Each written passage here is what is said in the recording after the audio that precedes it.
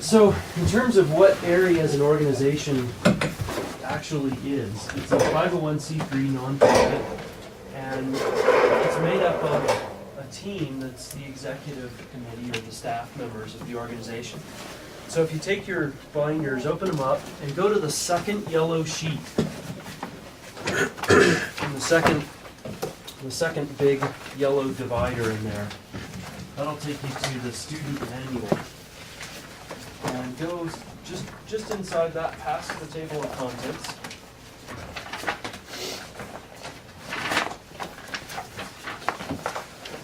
Page there, perfect. So it's page 6 in that student manual.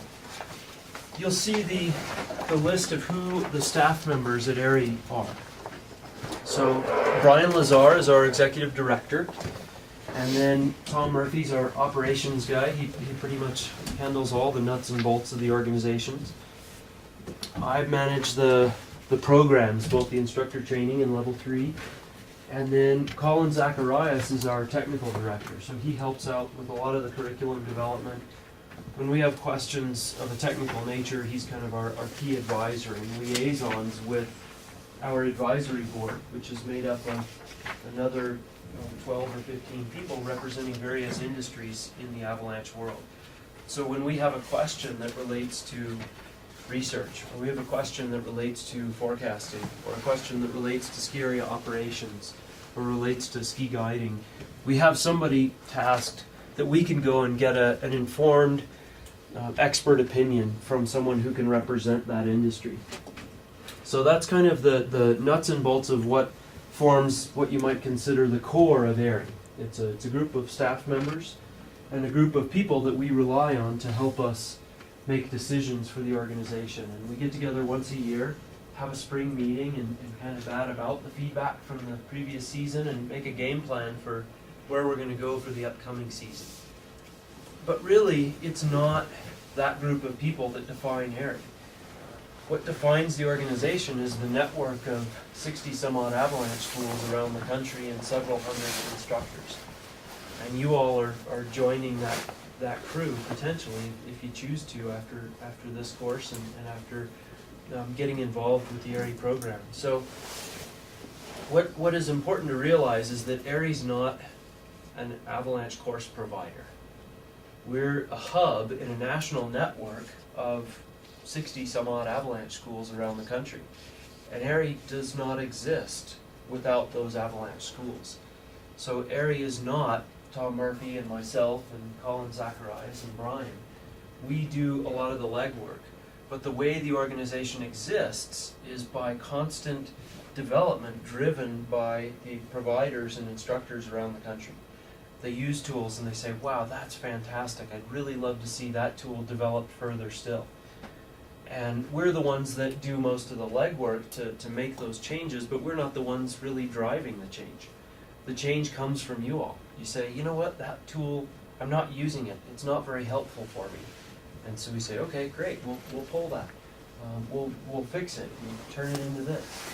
So it's a very interactive environment, and we're kind of the hub, and then the organization exists as this big surrounding network of providers, the actual organizations, and the instructors. And those instructors, many of whom work for a single provider, but many of whom also work for multiple providers. So we kind of see the relationship as here's the staff members of AIARE. It's a small little component. And surrounding that is a core of organizations, 60 some odd avalanche schools, and surrounding that is a support network and partners of several hundred instructors. And then beyond that is the students who take our courses, kind of the biggest outer sphere.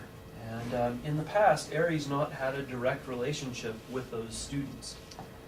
It's the providers that actually run the programs and the instructors that actually engage with those students, and AIARE itself as the staff does not interact with those level 1 and 2 students.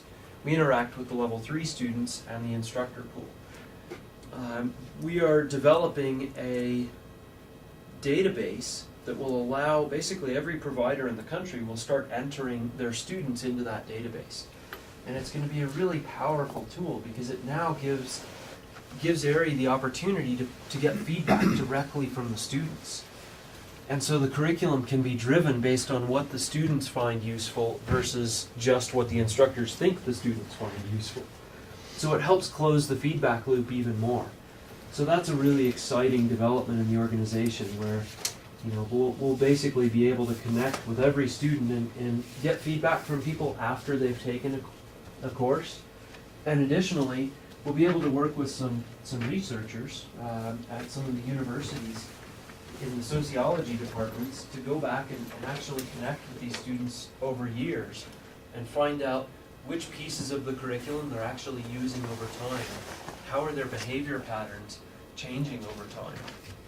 So that's a really exciting development in the organization, and it's going to provide a lot more feedback and interaction between the group kind of doing the curriculum changes on the ground and the people who we're trying to serve, which is ultimately our students. So that's kind of an overview of AIARE as an organization. We can dig a bit more into what we do as an organization as we move on. But maybe one other thing that's worth hitting on is the relationship between AIARE and the AAA. It's a common question. And the AAA is, I think, how many folks here are members of the AAA? Okay. Hopefully that will go up. Basically, everyone involved with AIARE is asked to be involved with the AAA. The AAA represents our industry. It's the so-called union for avalanche workers and professionals and interested instructors throughout the country. And AIARE and the AAA, when you look at the overlap, it's growing through time. The current president, Dale Atkins, is on our advisory board. If you look at the education committee, I think all but one or two people on the education committee from the AAA are involved with AIARE. There's a handful of board members on the AAA that are involved with AIARE. And the two organizations coexist quite well. And that's a relationship that's evolved over time, and today I'm proud to say that the two organizations do work quite well.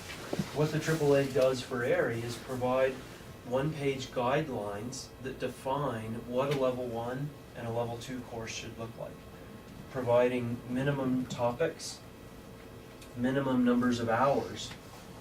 And what AIARE does is take those basic guidelines and expands to build full curriculum and training programs based around those guidelines. So, for example, the ongoing or recent development in the Level 1 snowmobile program. We weren't going to go spend a bunch of time and effort developing a snowmobile program until the AAA said, here's what a snowmobile program should look like. No reason for us to go do that and then not have that well vetted by the AAA. So we waited for the AAA to come up with the guidelines, which has happened this year, and so now we'll dig into developing curriculum that supports the Level 1 snowmobile program. So that's how the two organizations work. The AAA can be seen as kind of the overseer of the industry. Education is one small branch, one little piece of what the AAA does. AIARE focuses exclusively on education and digs a bit deeper. So that's kind of how those two organizations work together. Any questions before we move on? I notice there's no snowmobile folks in the room today. No, I do own one. Yeah, I mean like from a snowmobile organization. Yeah, yeah, it's true. And I would have to say that's a pretty common trend. We hope to see that trend change now that we have some actual snowmobile guidelines. We're working with a crew of folks to develop some snowmobile curriculum, and hopefully from here we can get some more of those folks involved. Do they have a separate organization that they go to for their avalanche training? No. Currently, it's I would say a bit separated, a bit scattered. And so hopefully we can help bring some of the resources to the table and focus some of that so that avalanche education becomes a bit more at the forefront for that industry. We haven't seen a lot of support from the snowmobile manufacturers, and I think that's the biggest hurdle in that industry right now. I think as soon as we can get Yamaha and Polaris, and Arctic Cat to step on board with avalanche education, I think it will become more popular. Until that happens, I think we've got a big hurdle in the way. But the folks in Canada are really kind of leading the way with that and making some headway, and so we brought in some of the lead snowmobile educators to a training that we did at ISSW this fall, and hopefully we can see more and more snowmobile influences in AIARE.